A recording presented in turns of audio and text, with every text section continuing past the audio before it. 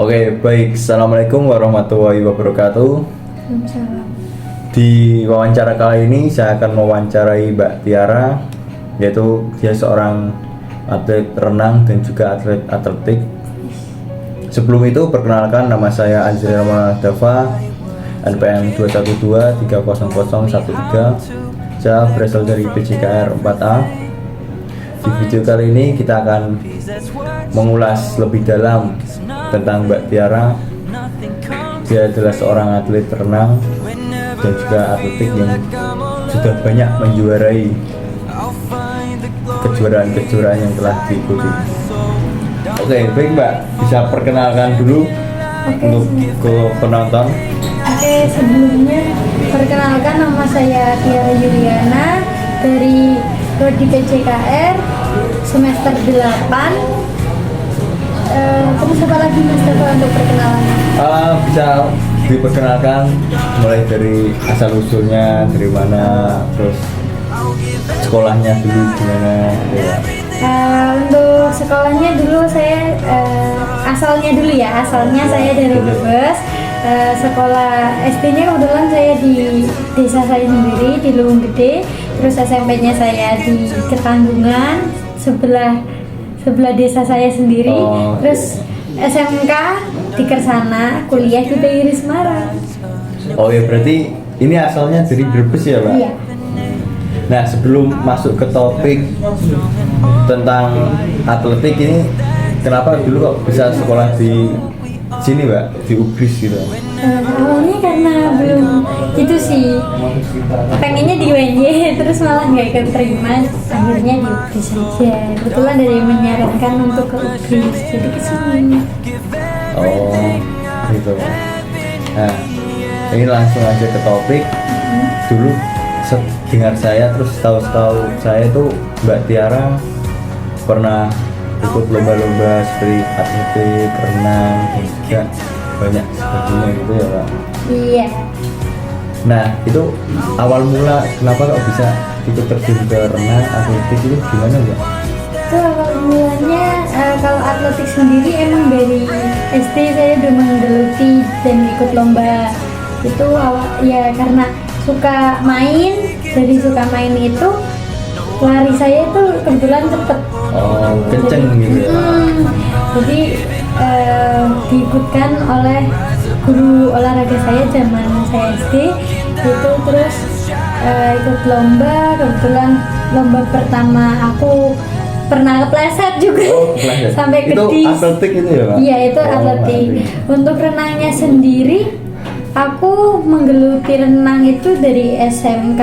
Oh, berarti awal-awal itu mulai suka renang dari SMK. Iya. Berarti dari kecil enggak terlalu terjun ke renang gitu ya? Enggak, makanya mungkin prestasi saya banyak ke atletik karena renangnya tuh baru menggeluti kemarin, itu juga karena diajak sama guru SMK aku. Guru.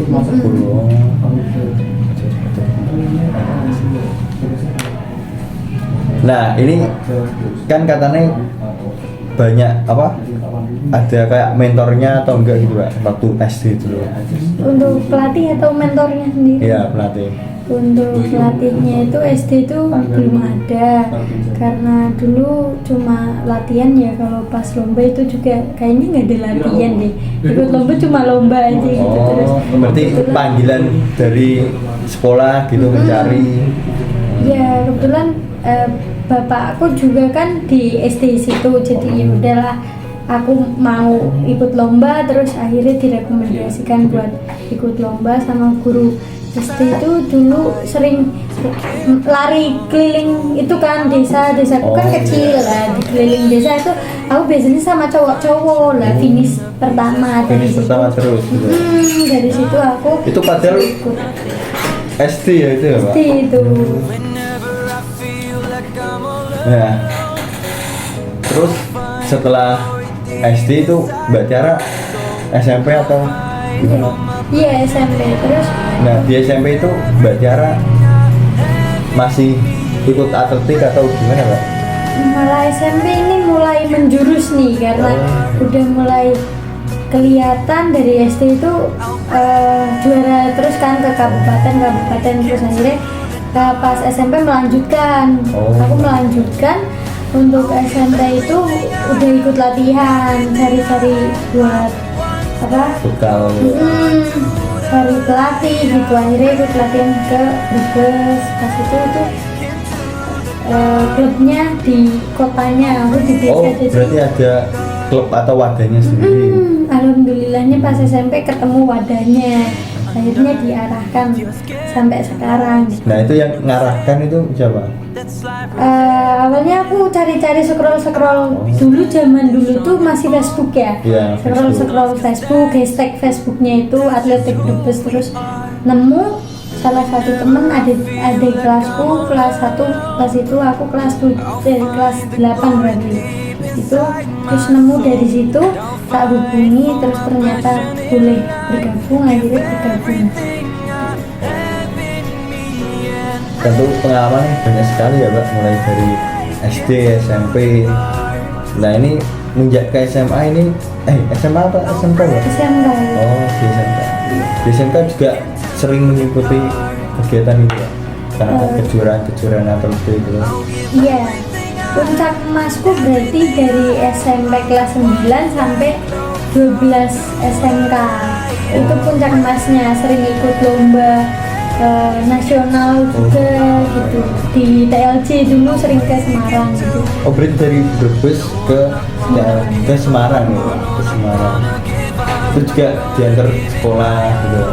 Iya dulu bahkan kalau Kak David mau tahu, aku pernah ranking terakhir paralel gara-gara ikut kejuaraan tersebut, nggak ikut tryout tapi malah ikut kejuaraan. Jadi ada 2 nilai kosong matematika sama IPA. Itu karena sering latihan terus gitu. Enggak, itu pas zamanku kebetulan itu bentrok sama lomba. Bentrok sama lomba. Jadi nggak bisa ikut. Nggak bisa ikut tryout. Dan nggak ada susulan. Jadi gara-gara itu aku pernah ranking terakhir. Ya emang itu mungkin karena emang siswa tuh apa ya, hal yang harus didapatkan mesti ada sesuatu yang dikorbankan. Iya, mesti. Pengalamannya pasti sangat banyak ya Pak.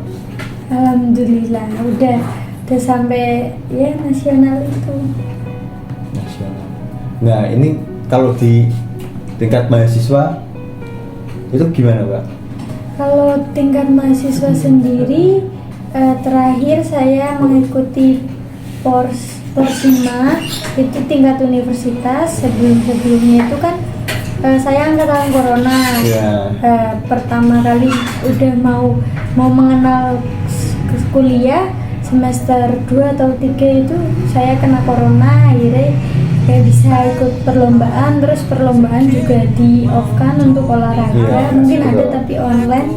Pas itu tuh ada saya ditawarin untuk ikut lomba online, jadi bentuknya di video. Di video. Nah, terus itu penilaiannya gimana? Cepet-cepetan. Jadi waktu itu jadi kita ngirim video gitu. Tapi pas itu saya berhalangan untuk mengikuti, jadi ya ikut tapi tahu. Itu itunya. Waktu lomba apa juga kira-kira? Itu lomba apa ya? Kayaknya open deh, Jateng Open. Oh, saya kira di tingkat universitas. Iya, itu aku ikutnya di klub Brebes. Pas itu aku belum dikenal atlet lari di sini. Terus itu berarti udah masuk universitas tapi hidupnya di Brebes, ya atas nama kotanya. Terus pas itu saya dikenal atlet lari itu kebetulan di sini mau ada Porsinasma. Terus dari situ saya dikenal, saya ikut seleksinya. Ikut seleksi ternyata alhamdulillah jadi yang tercepat daripada teman-teman di universitas ini. Ya, akhirnya saya dikirim untuk mewakili universitas ini, dikirim ke Kediri. Dari situ terus saya mulai ikut lomba bukan Jateng Open, berarti Porsinasma. Terus ada lagi kejurnas kemarin, ya. kejurnas lagi itu pokoknya kemarin tuh agak Banyak banyak lomba. event yang diikuti. Terus event pertama kali di universitas tuh yang pernah diikutin apa Mbak? Pertama kali itu mini olimpik itu pertama kali online itu.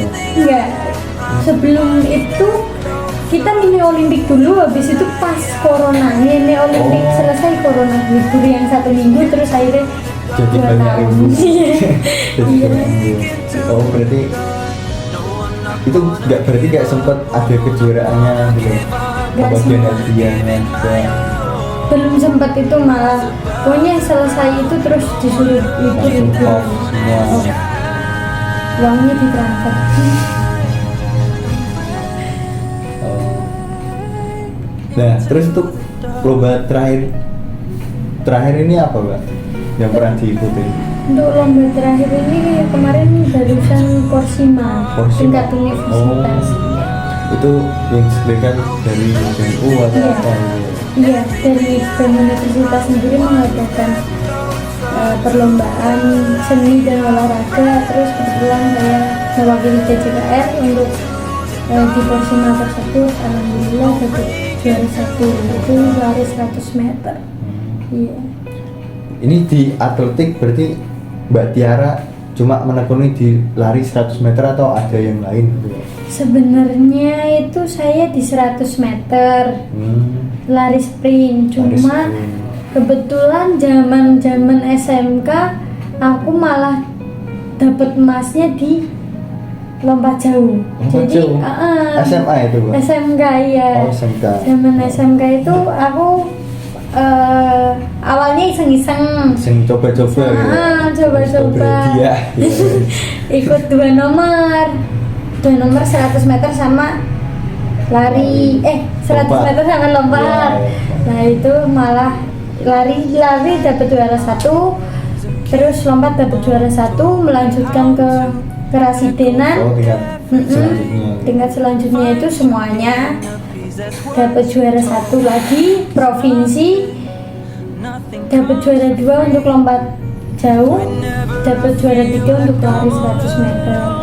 Itu jadi lebih unggul di lompat jauhnya sebenarnya prestasinya ya, tapi sebenarnya basicnya di lari. Mungkin lagi berjuang aja ya. Beruntung ya laki ya. Iya. Terus kira-kira itu kan mesti padat sekali kan Mbak. Nah itu cara membagi waktunya gimana Mbak? Untuk latihan dan kegiatan tuh zamanku SMP itu masih oke lah ya, Masih karena banyak tugas. karena SMP juga pulangnya jam 1. Nah, latihanku kan jam 3, jadi masih oke. Kebetulan dari tempatku itu, dari desaku ke kota, kan latihan tuh di kota khususnya itu menempuh jarak 1 jam. Menempuh jarak 1 jam. 1 jam perjalanan untuk ke stadion yang harus aku latihan itu. Nah itu agak kewalahannya pas zaman SMK. SMK karena SMK aku kan full day. Oh, jadi jam udah tingkatnya lebih banyak tugas-tugas. Iya, jadi pas full day itu pulang itu habis asar lah, habis asar itu langsung gas ke situ ke tempat latihanku di Brebes. Itu biasanya membagi waktunya kayak gitu aja sih ya, yang penting kesehatannya dijaga, pola makan, pola tidur itu benar-benar harus dijaga sih. Jadi walaupun padat kita nggak drop gitu loh, pulang aja sampai habis sisa kadang buat latihan aja. Terus ini cara membaginya waktu saat di untuk mahasiswa universitas itu gimana? Untuk pembagian waktu di sini itu kita tetap latihan, tapi untuk latihannya itu kan sore. Untuk mahasiswa sore itu kadang ada yang kuliah, kadang enggak. Tapi kalau misal saya kuliah tetap kuliah, kalau enggak kuliah saya tetap latihan gitu. Berarti tetap memprioritaskan kuliah, Iya, belajar gitu. belajar. Kecuali kalau ada event, mungkin Oh. aku bakal memprioritaskan Iya, latihan iya. kalau udah mendekati ya. Iya, kalau Gitu. sudah. Kalau untuk latihan biasa, saya memprioritaskan kuliah baru tuh latihan. Nah itu untuk menjaga pola makan sendiri gimana Mbak? Apakah ada tips and trick atau harus ada takarannya atau gimana gitu? Untuk dari saya pribadi ya, selama saya menjadi atlet Iya. itu untuk pola makan tetap harus teratur Kak. Pola makan harus teratur, terus menghindari gorengan, es-esan, es, santan gitu. Itu benar-benar dihindari sama atlet gitu. Untuk yang lainnya mungkin kita itu kalau mau lomba baru diplotkan untuk makan hari siang ini harus ini, sore pagi itu harus diplotkan. Tapi kalau untuk belum ada event terdekat itu masih di los, tapi mengurangi es, gorengan sama santan itu Sambal perlu. juga. Kalau sambal nggak terlalu sih. Emang itu tujuannya apa Mbak? Untuk menghindari es, terus sambal, gorengan atau santan itu apakah ada efeknya sendiri buat tubuh atau gimana? Ini kata pelatih saya ya, Ya. kata pelatih saya itu kalau semisal santan itu kayak ada apanya gitu, jadi buat Kayak- badan kita berat, nggak Oh. ringan gitu loh. Gak ada yang ganjel atau gimana? Kalau es, Mengendap atau apa gitu? es juga, terus itu gorengan juga itu kayak dihindari karena mungkin lemaknya banyak ya. iya. Kalau esnya nggak ada lemak, cuma kan Buat golongan sakit Iya. juga terlibat. mungkin itu setauku itu ya Kak ya, makanya dihindari. Nah itu untuk pola tidurnya sendiri Mbak, kira-kira kan mulai dari latihan terus ada sekolah itu pasti kan padat sekali. Apa ada waktu jam istirahatnya atau tidur siang atau di malamnya itu kira-kira berapa jam? Untuk tidurnya sih senormalnya orang, cuma kita itu dipantau dulu zaman gue masih jadi atlet itu dipantau karena nggak boleh tidur lebih dari jam 10. Jam 10 harus sudah tidur, itu maksimalnya jam 10 ya, karena pola tidur itu sangat penting juga. Berpengaruh juga. Berpengaruh karena pagi kita harus latihan juga, harus aktivitas gitu kan. Pagi kan tetap latihan, terus nanti baru berangkat sekolah, habis sekolah langsung latihan lagi gitu. Nah, dilihat dari latihannya yang sangat banyak terus pagi itu apakah ada rasa kayak capek lah, males sama gimana? Menurut aku hal itu normal sih, apalagi apalagi untuk anak atletik tuh kayak latihan itu membosankan banget karena tidak ada alat. Satu, karena tidak ada alat, mungkin ada alat pun alat bantu aja ya, kayak pun kayak gitu. Bosan pasti, bosan, ada rasa malas pasti, tapi dari situ aku biar aku tetap semangat ya kan, karena aku itu suka lomba. Satu, suka lomba, jadi Aktif berarti ya? ambisinya itu gede banget. Jadi kalau misal aku nih harus latihan biar aku dapat ini gitu. Dan dapat juara, bisa menang. Betul. Jadi aku harus ada patokan, terus dari situ juga aku disupport sepenuhnya dari orang tua. Mendukung kebetulan ya. Kebetulan mendukung Soalnya kan sekali. banyak anak-anak yang ingin menjadi atlet tapi orang tuanya nggak setuju atau nggak mendukung karena itu sangat mengganggu proses pembelajaran dia. Betul. Kadang kayak gituin ya, aku itu alhamdulillahnya itu punya orang tua yang support dari dana, support dari merekanya yang selalu ada, pokoknya semuanya lah support. Pas aku ranking terakhir aja it's okay gitu It's aja, okay. it's okay, yang penting aku dapat emas Iya. gitu. Untung Ya udah, ada ya dapat udah. emasnya ya. Ada poin plus minusnya lah. Iya, Ada plus pasti. minusnya. Itu dari orang tua sendiri, alhamdulillah. Nah, kira-kira saat latihan itu alat-alat apa yang perlu dibutuhkan atau diperlukan gitu Kak? Biasanya aku cuma pakai kunci, cuma ada jadwalnya Kak. Jadi Jadwal. kita itu latihan setiap hari Senin, Selasa, Rabu, Jumat. Jumat. Terus ya Jumat itu latihan berarti 4 hari ya. Senin, Selasa, Rabu, Jumat 4 Iya, hari. Itu 4 hari. Senin, Selasa itu full di lapangan, Rabu itu di gym.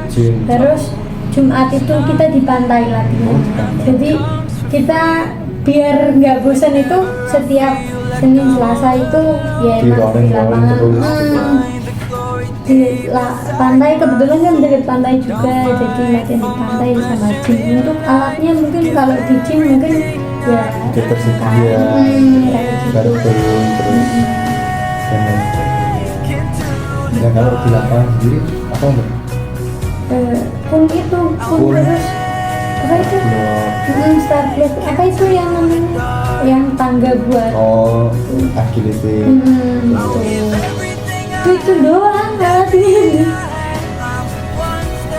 Terus untuk perlengkapan pribadi apakah ada secara khusus? Untuk atletnya sendiri. Iya. Sepatu ya. Sepatu pasti sepatu skate. Yang ada pakunya itu di bawahnya itu. Terus singlet, celana. Celana sama baju. ketat gitu. Celana ketat yang pendek. Mungkin yang berhijab panjang ya. Terus sama singlet, baju. Udah ya Mbak? Udah itu tak. Berarti cuma sepatu dan juga jersey ya? Jersey, baju sama celana satu-satu.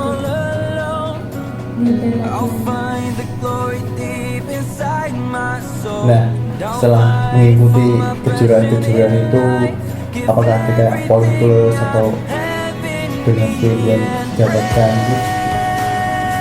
Untuk benefitnya, alhamdulillah dari SD sampai SMK aku sekolah bener-bener gak bayar ya. Gak bayar. Berarti full dibiayai dari pemerintah atau gimana ya? Jadi untuk sistem sekolahku sendiri zaman SD itu emang udah gratis. Gara-gara aku dapat piagam itu kan, akhirnya digratiskan full, paling cuma seragam, bayar seragam. Terus SMP itu aku sempat bayar di awal, terus akhirnya berprestasi. Karena ikut kejuaraan lomba terus dapat medali. Terus sering nyumba, akhirnya dikembalikan uang itu full. Dikembalikan yang dibayar itu dikembalikan full. Terus kesananya alhamdulillah. Jadi setiap tahun kalau kamu berprestasi itu nggak bayar. Jadi untuk setiap tahun kan ada event kan nggak? Jadi nggak pernah bayar alhamdulillah. SMK pun sama seperti itu. Jadi ketika kamu berprestasi di tahun ini, kamu full tahun ini nggak bayar gitu. Kayak gitu. Sempat dikembaliin lagi juga SMK. Udah bayar pertama, terus kembaliin full karena aku berprestasi di pertengahan semester gitu. Kalau yang di tingkat universitas atau mahasiswa itu? Kalau universitas atau mahasiswa itu kemarin alhamdulillah dapat potongan. Terus potongan? Potongan bayar juga Pak? Ya, potongan bayar sama mungkin dapat CV kayak gitu kan dari kampus, kayak ucapan terima kasih mungkin gitu. Nah, ini kan Mbak Zahra udah mendalami kayak atletik gitu ya. Kira-kira ada apa ya, hal terburuk selama ini tentang atletik yang pernah dialami atau enggak? Ada. Aku pernah dibuang sama pelatihku dulu di Brebes ya. Jadi ya karena mungkin aku sih mikirnya karena aku nggak cantik ya. Ya zaman gue SMK insecure-nya banget ya. Terus aku ceritanya bawa temen satu cewek, itu anaknya main cantik banget. Kebetulan dia musuhku zaman SMP, jadi tak bawa ayo lah ikut gabung ke klubnya kita gitu. Terus akhirnya ikut gabung ya. Bareng-bareng latihan bareng. Latihan bareng, apa bareng. Aku zaman SMK itu kelas 12 izin karena ada, kalau kelas 12 kan, kalau SMK kan ada ujian praktek. Ya, PKL atau apa Ujian praktekku kebetulan itu di luar Brebes. enggak sih, lebih tepatnya bukan PKL Kak, ujian. Kalau PKL aku tak bela-belain ke Brebes waktu itu biar bisa latihan. Kebetulan mendekati kejuaraan juga, jadi aku PKL tempatnya di Brebes, kalian latihan. Terus ini ujian akhir. Oh, ujian akhir. Ujian akhir itu saya disuruh buat film, kebetulan aku kan multimedia. Oh, berarti bisa ngedit juga gitu. Iya, lumayan. Nah, kebetulan saya multimedia disuruh buat film, otomatis kan buat film kan ada tag malam, harus Ya, ambil malam kan ya, Kak? ya. Ya gitu. Jadi aku izin untuk selama 1 minggu itu ujian praktek buat bikin film, fokus ke film ujian praktek Iya, saya. ujian akhir itu. Terus malah pelatih saya itu nggak punya sprinter gitu di cewek yang satunya itu temen aku yang kebetulan udah off lama, terus dibilang sini latihan lagi, kita nggak punya sprinter.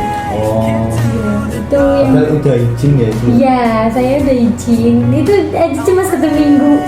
Dibilang nggak ada sprinter, terus di situ aku kayak down sendiri gitu loh. Terus pas aku berangkat, aku kan Tiba-tiba udah ada ya. belum, nggak ada, anaknya nggak mau gabung, cuma akunya tuh kayak klarifikasi kok bilangnya nggak ada sprinter padahal masih ada aku gitu loh. Aku sakit hati, akhirnya aku ngomong sama pelatihku kayak gitu, terus pelatihku nggak terima gitu. Nggak terima, akhirnya Langsung. aku pas aku berangkat tuh kayak dikucilkan, didiemin.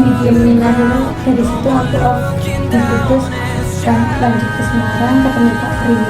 Oh, Pak Priyo pelatih Atletik juga, Atletik iya, juga. tapi di Semarang. Semarang. Itu waktu SMA itu, Pak? Iya, itu waktu SMP kejadiannya. Udah mau lulus, terus sempet off kan. Itu ketemu Pak Priyo itu waktu apa? Ketemu Pak Priyo itu dikenalin sama Pak Udin. Oh, Pak Udin. Iya. Berarti setelah universitas ya? Iya. Mahasiswa. Iya, terus dikenalin sama Pak Udin, suruh latihan sama Pak Priyo. Kita kebetulan ada anak atletik juga di kampus. Terus latihannya sama Pak Priyo sampai sekarang. Sama Pak Pandu juga.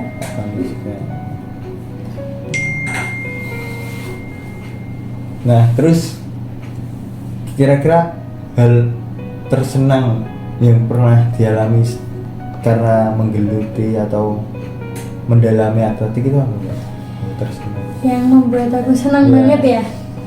Yang pertama. Kenapa kok bisa sangat senang atletik? Yang pertama karena di situ saya juara, Ya. bisa mendapatkan juara. Itu yang membuat aku senang latihan. Poin plus gitu. Iya, poin plusnya itu membuat aku senang latihan. Dari juara itu sendiri, aku bisa membanggakan orang tuaku. Itu yang paling aku senang banget. Jadi orang tuaku bangga banget punya aku gitu, karena dapat prestasi gitu. Itu yang membuat aku senang banget, itu sih, orang tua bangga. Bangga karena ada prestasi.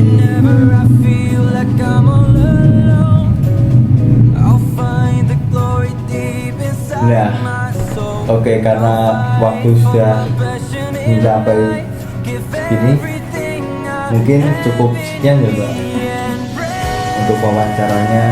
Dan terima kasih, Mbak, sudah berbagi pengalaman untuk kalian semua yang ada di sini, yang menonton juga. Dan semoga dari kisahnya Mbak Tiara ini bisa menjadi pembelajaran untuk kalian semua untuk kedepannya. Nah, intinya itu kira-kira ada kata-kata motivasi apa ya buat para penonton di sini? Oke, buat kalian yang sedang mungkin lagi berproses atau mengejar cita-citanya, mengejar sesuatu yang ingin dicapai gitu, pokoknya tetap semangat, tekunin, jangan capek gitu. Capek boleh, tapi jangan berhenti gitu. Itu aja sih mungkin. Pasti ada ada feedback dari kamu kalian itu capek-capek sekarang gitu loh. Itu aja Oke, sih. berarti intinya tetap sabar, tetap berusaha dan tetap semangat. Oke. Terima kasih Mbak Tiara sudah menemani saya dan kasih close kepada teman-teman semua. Bye. Thank you. Assalamualaikum warahmatullahi wabarakatuh. Waalaikumsalam.